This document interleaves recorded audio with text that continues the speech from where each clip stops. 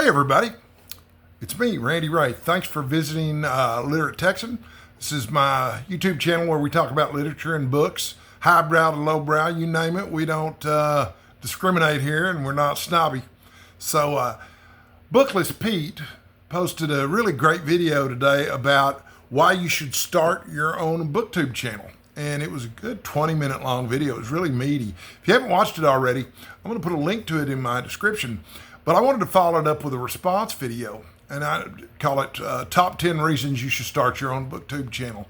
And I'm going to cover some of the same stuff that he did, and there might be a couple of things here in my list that are different from his, but no matter what your reasoning for it is, I think starting a Booktube channel is a great idea for anybody, regardless of your age or technical proficiency or anything like that. So, and I've taken some notes here. I'm gonna look at them closely. My eyesight is deteriorating gradually, so I'll look at them real closely here. But I'm gonna start with number one here. It says that Booktube is Booktube is one of the last authentic social networks out there, and I think that's true. YouTube as a whole was started as a social network, and a lot of people don't think about it that way, but it is a social network in the same way that Facebook is a social network, Twitter is a social network. Of course, Twitter is now called X, heaven help us. There's any number of these social networks out there, and most of them have gotten so monetized and greedy that they're not really social at all anymore. They're just means to put advertising in front of your face.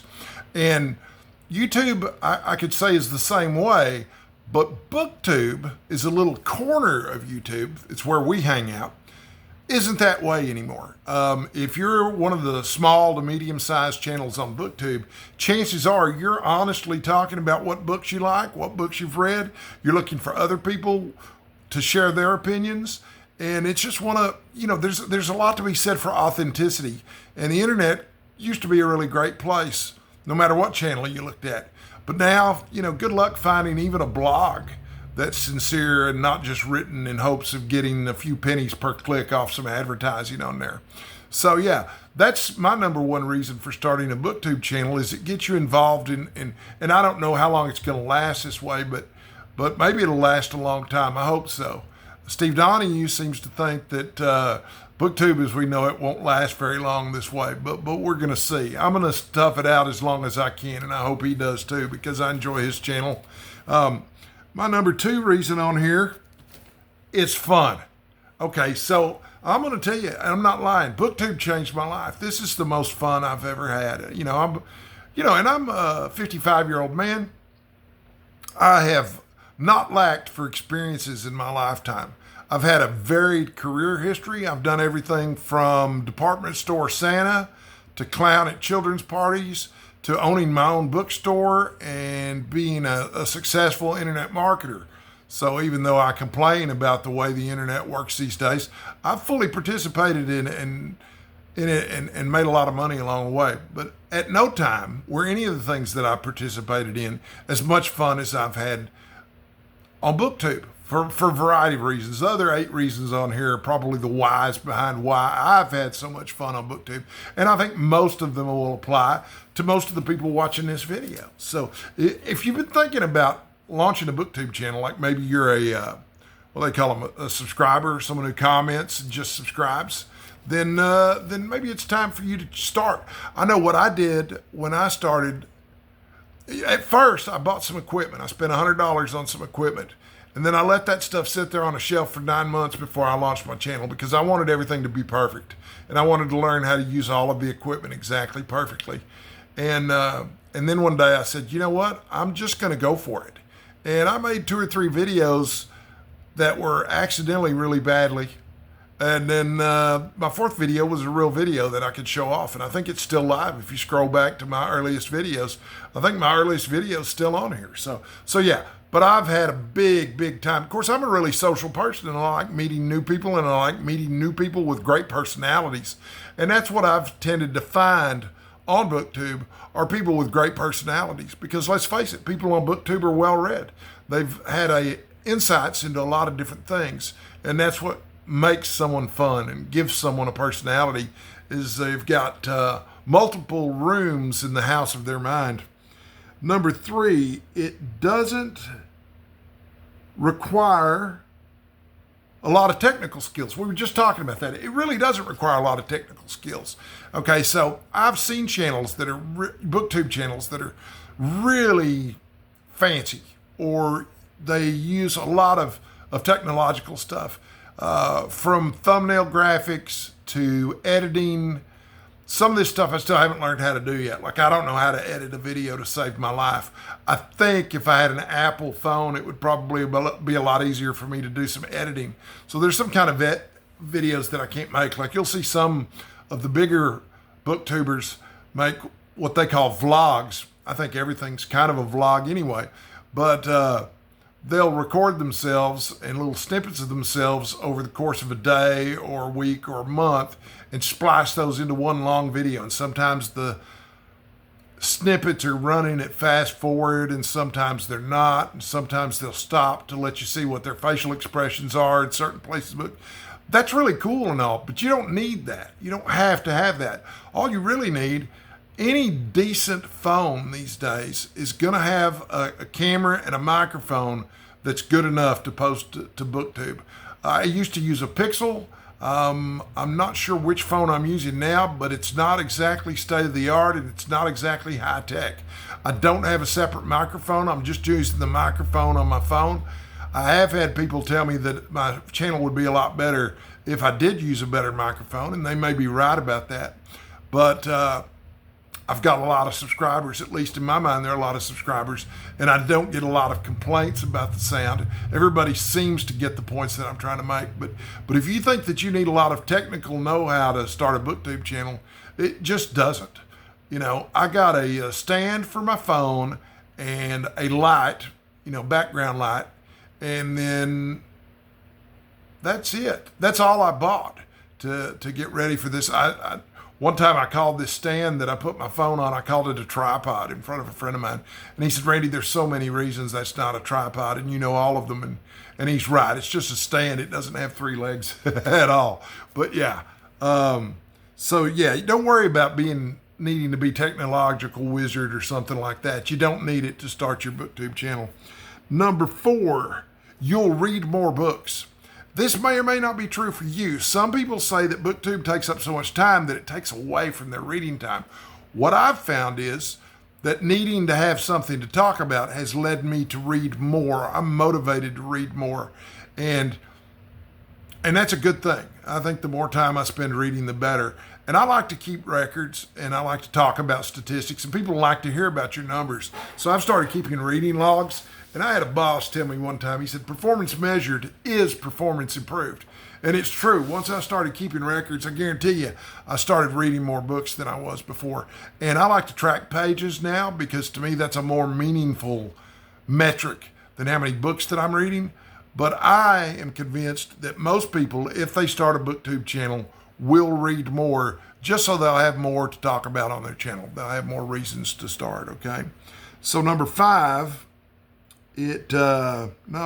number 5, your interests will broaden. Okay, not only will you read more books, you'll read more books on more topics. Okay, so for example, I've got friends who'd never heard of Robert E. Howard before I suggested they start watching Michael K. Vaughan's channel. And they came away from it saying, "You know anything about this Robert E. Howard guy?" And I'm like, "Yeah, actually, my friend Tom and I took a road trip out to Cross Plains not too long ago to see Robert E. Howard's house, which is now a museum." Robert E. Howard, of course, was an influential pulp writer who created the character of Conan the Barbarian, but he also created other characters like Bran McMorn and Solomon Kane. And even if you're familiar with Conan the Barbarian, you might not have been familiar with Robert E. Howard's other creations. But, I learned about the existence of an author named Nathaniel West because I was doing a buddy read with my friend at Quaint and Curious Volumes, James Rucala. Never heard of the writer before, but he was good friends with F. Scott Fitzgerald, and I read 2 of his books. And I'm really glad I did because they were really interesting. So number 4 was you'll read more books, and number 5 is you'll read a broader variety of books. Number 6 says you can make a little money from it. All right, this is going to kill my friend Steve Donahue, but you can make a little extra money from your Booktube hobby, and it would be very hard to make a living from it. If you're looking to make money on the internet, I would not suggest starting a Booktube channel. I would suggest going into some other niche that was a high dollar niche. You know, I worked at a company called Hotels.com many years ago, and the boss there told me you could be my boss was David Littman, the owner, but he told me one time that you could be the best dry cleaner in the world, but it's such a low priced product, you'll never get rich at it. And that's kind of how it is with Booktube. And that's how it was with owning a bookstore too, was the price and the profit margins are so low, it's almost impossible to get rich at it. But if you're a retiree or you're a student or just looking for something to do in your spare time, you want to make a couple extra $100 each month, you can do that on Booktube fairly easy. And it kind of adds a second layer of challenge to it. If you think that sort of thing is fun, then go for it. You know, if you're not interested in monetizing your channel, that's no problem. But it can be fun to try to monetize your channel if you're interested in that sort of thing. Some people will say that if you try to monetize your channel, you're just taking a hobby that you love and turning it into a job. But the truth is, if you feel like that's the case, you can always go back and demonetize your channel, and it won't feel like a job anymore. It won't kill it for you.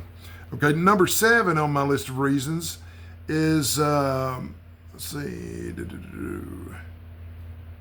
what? Oh, you can document your reading journey. Okay, so yeah, there's lots of ways to document your reading journey. Of course, you could just keep a traditional journal in a book, much like this one. This is just a spiral notebook.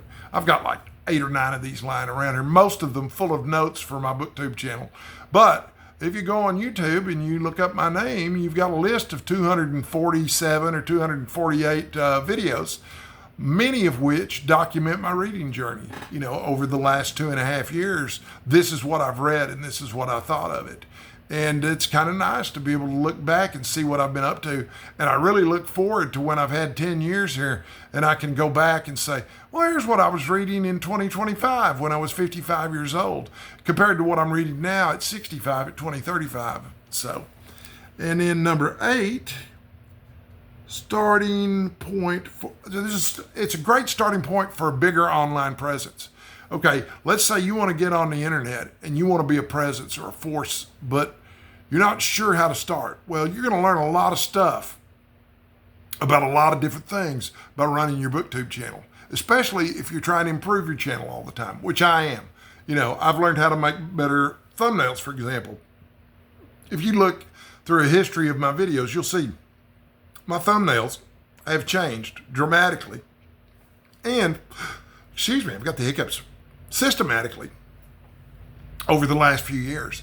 So, but let's say you want to make a living off the internet, or let's say you just want to be a presence. You want people to know who you are. I've heard people say that you won't get famous being on Booktube, and that may or may not be true. It depends on your definition of fame. I have 2,040 subscribers or viewers to my channel. That's famous enough to suit me.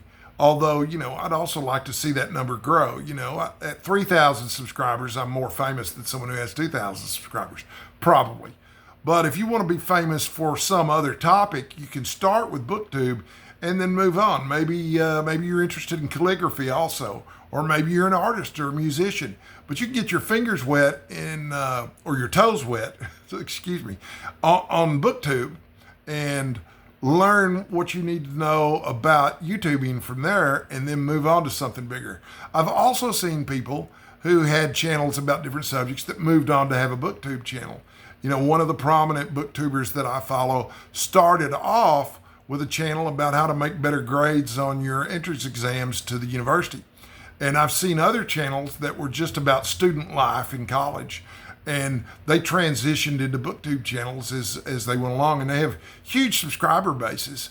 But that seemed like the most logical place to take their channel when other stuff wasn't working. So yeah, if you want a bigger online presence, Booktube's a great place to start that. That was number 8. Number 9 is it's a great outlet for your creativity. Okay, so I don't know about you, but I've always had some kind of outlet for my creative side, you know. And I started thinking about this not too long ago because a lot of you know I have cancer, and that was a real wallop. And then I realized I'm also 55 years old. So, I don't know how much time I have left, but I do know I want to enjoy the time that I have left.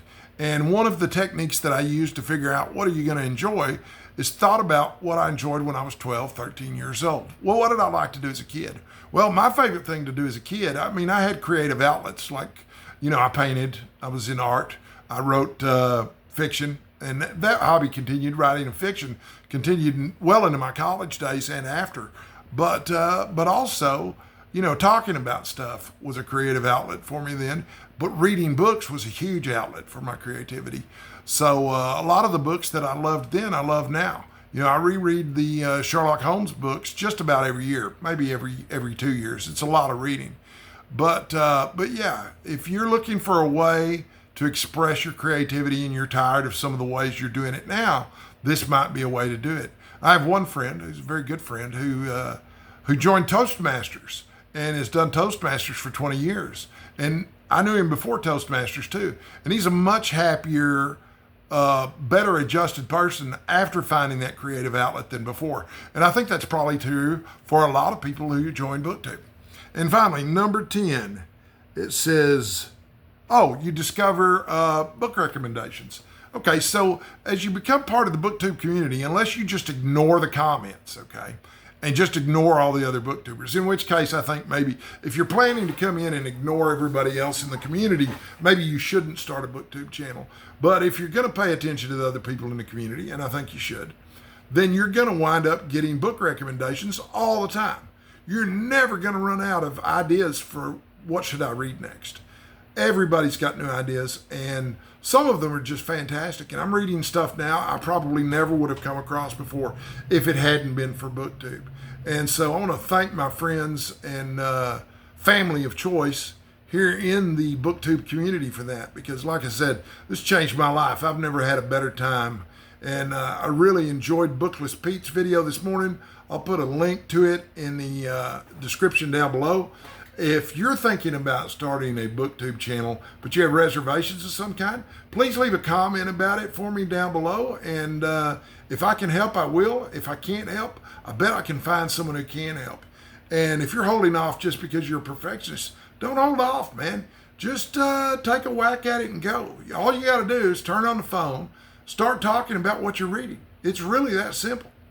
And so I'm going to finish this video the way I finish all my videos, which is another advantage of having a Booktube channel. I get to tell all of y'all, stay sexy, folks. And also, please, stay hydrated.